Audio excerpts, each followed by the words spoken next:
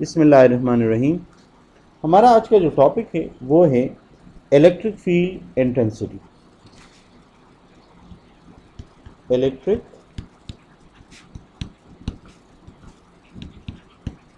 Field intensity.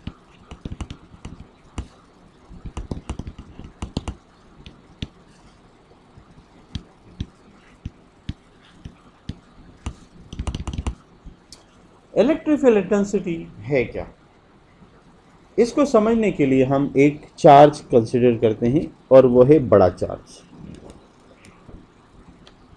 ये जो बड़ा चार्ज है ना, ये सोर्स है और ये हमेशा हम पॉजिटिव चार्ज का कंसिडर करते हैं। ये पॉजिटिव चार्ज का एक बहुत बड़ा सोर्स है और इलेक्ट्रिक फील्ड इंटेंसिटी की जो डायरेक्शन है वो यकीनन आप जानते हैं कि प्लस से दूर है। तो लिहाजा यहाँ जो डायरेक्शन होगा वो फर्ज करें, मैंने कहा ये है आपके पास इलेक्ट्रिक फील्ड इंटेंसिटी की डायरेक्शन। प्लस से दूर होगा, माइनस के करीब होगा, यानी माइनस की डायरेक्शन में होगा और प्लस से अवे होगा। बात समझ में आ रही है ना? यानी नेगेटिव की तरफ होगा और प्लस से दूर होगा। ठीक हो गया? ये है direction of the electric field intensity. अब हम देखें हम क्या करना चाह रहे हैं। मेरे पास एक छोटा सा चार्ज है जिसका नाम मैंने रखा टेस्ट चार्ज। क्या रखा बेटा? ये रहा टेस्ट चार्ज।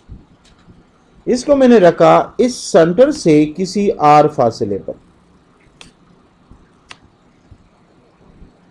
सही है। क्या ये बड़ा चार्ज इस प्लस जो छोटा चार्ज है, क्या ये इसको रिपेल करेगा?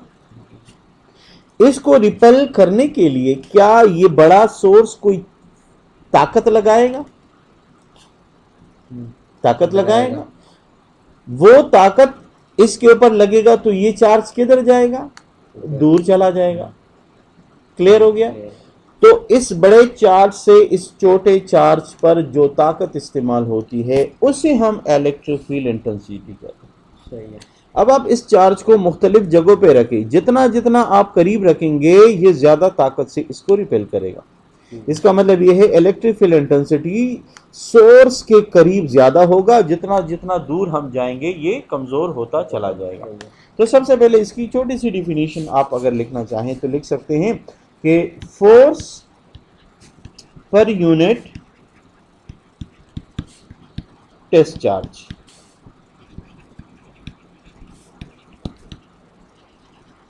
is called electric field intensity। इसको E से हम जाहिर करते हैं और यकीनन आप जानते हैं कि ये एक वेक्टर क्वांटिटी है।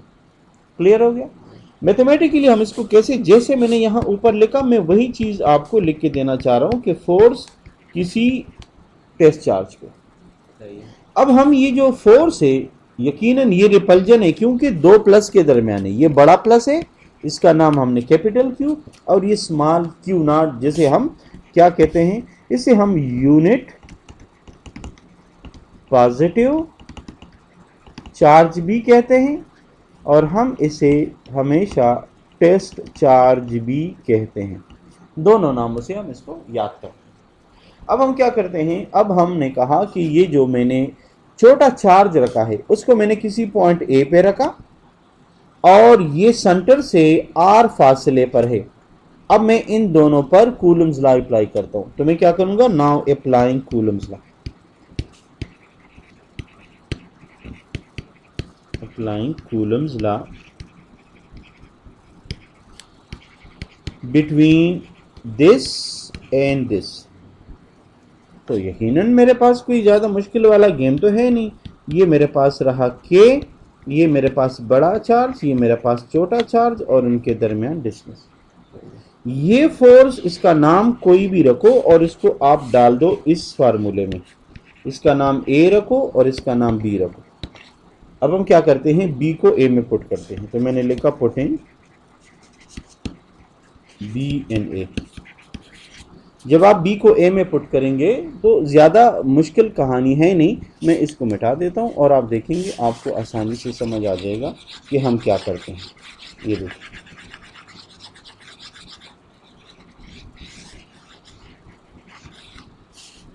देखिए ये था E, और देखिए ये मैंने लगाया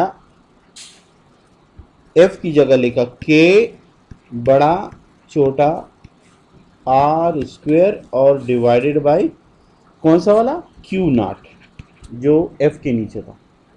अब जब मैं इसको अरेंज करता हूं तो मिलेगा Q not upon R square, ये ऊपर जाएगा तो उल्टा हो जाएगा, तो ये रहा Q नॉट। अब ये Q नॉट इस Q नॉट के साथ आप उड़ा दो, और जो बचा वो बचा K बचा, एक कैपिटल Q बचा, एक R स्क्वायर बचा। अब आइए इस पे 2 मिनट बात करते हैं और मामला आपको क्लियर हो जाए। क्या बात करेंगे? सबसे पहली बात तो यह है, इस इक्वेशन से हमें क्या नजर आया, क्या समझ आया? तो जनाब आली हमें यहां से एक बात समझ में आई कि इस इलेक्ट्रिक फील्ड इंटेंसिटी में इसका कोई रोल नहीं है। किसका? क्यू नॉट का, यानी टेस्ट चार्ज का कोई रोल नहीं है। मसलन आपको कोई कंफ्यूज कर सकता है, आपसे कहेगा मैंने 2 कूलम चार्ज रखा, फिर कहेगा मैंने 4 कूलम चार्ज रखा, बताओ किसकी इलेक्ट्रिक फील्ड इंटेंसिटी ज्यादा है? आप बोलेंगे भाई आप 2 रखो, 4 रखो, 5 रखो, इससे क्या फर्क पड़ता है? क्योंकि इलेक्ट्रिक फील्ड इंटेंसिटी में इस बड़े चार्ज का तो हिस्सा है, इस आर का तो हिस्सा है, लेकिन इसका कोई हिस्सा नहीं है। तो पहली बात तो जो मुझे समझ आई वो ये आई कि इलेक्ट्रिक फील्ड इंटेंसिटी जो है वो इंडिपेंडेंट ऑफ टेस्ट चार्ज है। इलेक्ट्रिक फील्ड इंटेंसिटी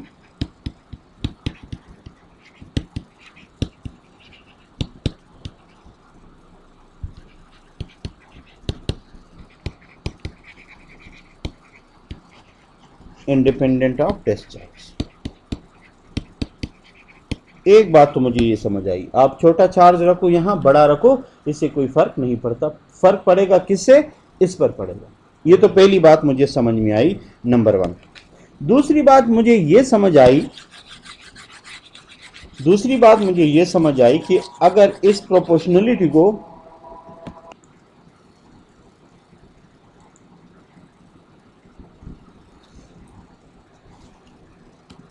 अच्छा जी, दूसरी जो बात मुझे यहाँ से समझ में आई वो ये है कि इस इक्वेशन को अगर ये k कांस्टेंट है ना, अगर इस k को यहाँ से निकाल दिया जाए, अगर कांस्टेंट को निकाल दिया जाए तो यहाँ पर ये इक्वलिटी प्रोपोर्शनलिटी में तब्दील हो जाएगी। यकीनन आप इस चीज़ को पहले से जानते हैं, क्योंकि हम यहाँ से तो यहाँ आए थे, यानी इस रिलेशन से हम जब प्रोपोर्शनलिटी ख़त्म करते हैं तो कांस्टेंट लगाते हैं।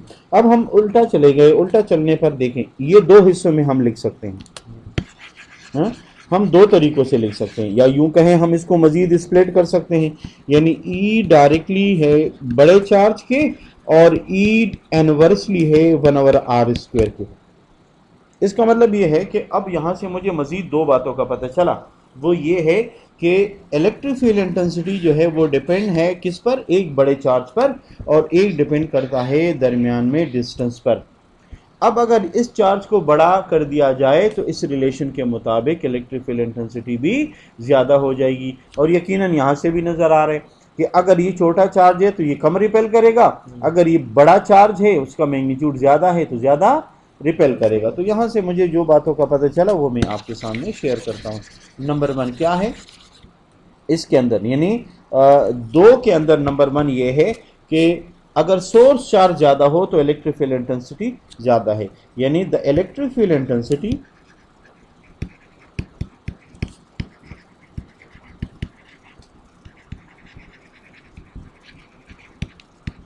Directly depend upon source charge, यानी सोर्स चार्ज जितना ज़्यादा होगा उतना E ज़्यादा होगा, सोर्स चार्ज जितना कम होगा E भी कम होगा। दूसरी बात मुझे ये समझ में आई कि इलेक्ट्रिक फील्ड इंटेंसिटी जो है वो R के साथ रिलेशन रखता है इन्वर्सली, यानी टेस्ट चार्ज जितना दूर होगा उतना इलेक्ट्रिक फील्ड इंटेंसिटी कम, और टेस्ट चार्ज जितना करीब होगा इलेक्ट्रिक फील्ड इंटेंसिटी उतना ज़्यादा। The electric field intensity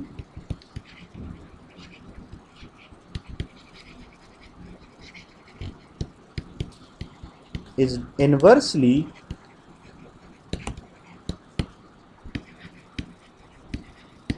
proportional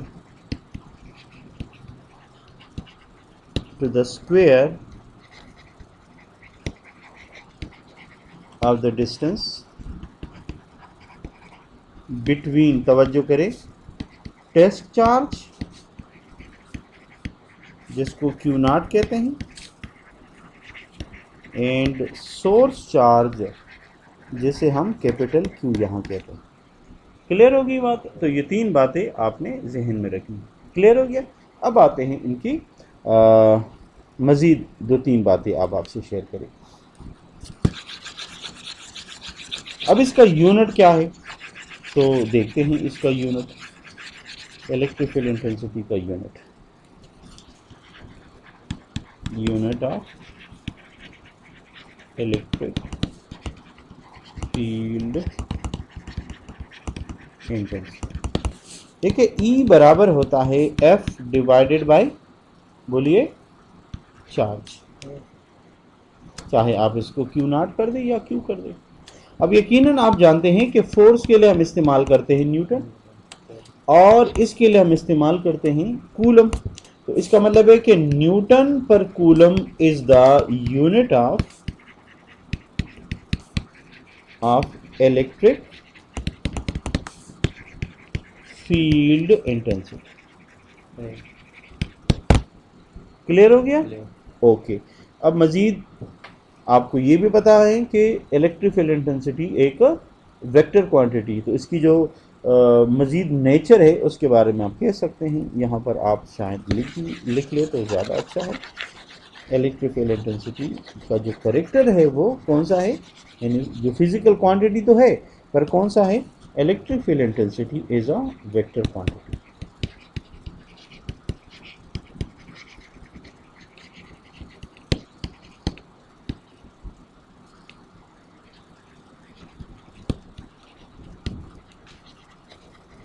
और इसको हम यूं लिखते हैं,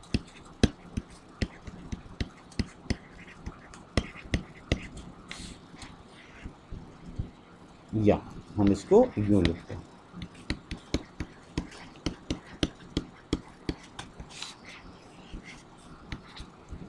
दोनों तरीकों से हम लिख सकते हैं। क्लियर हो गया? चलो जी, अब मैं इसके अंदर मज़ीद जाना नहीं चाह रहा कि न्यूटन को मैं अब केजी मीटर पर सेकंड करूं तो इससे कुछ और भी बन सकता है, लेकिन बस आपके लिए जितना रिक्वायर्ड है उतना ही मैंने इसके अंदर एडजस्ट कर दिया। ठीक हो गया? Thank you.